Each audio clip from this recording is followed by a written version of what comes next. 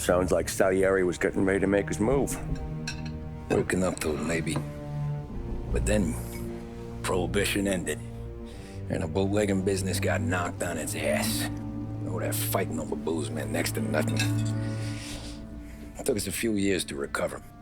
But when we did bounce back, boy, it was something. We took what dough we had from the moonshine and Canadian whiskey and invested it into new rackets. Some of them even legal.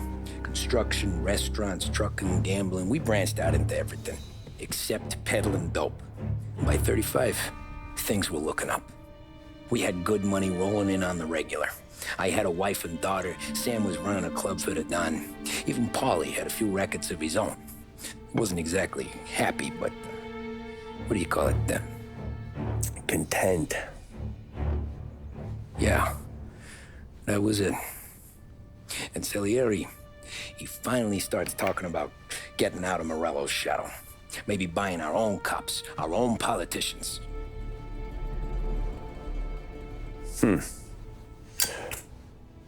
That's interesting.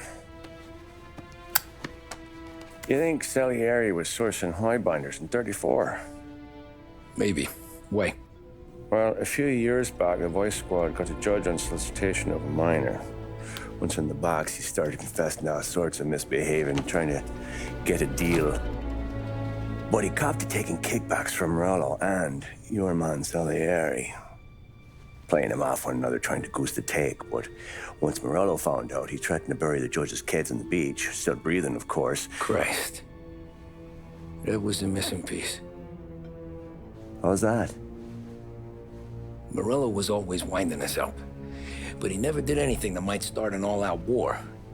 Learning Salieri was building his own bench must have finally tipped his scales. Because in 35, he hit us with both barrels.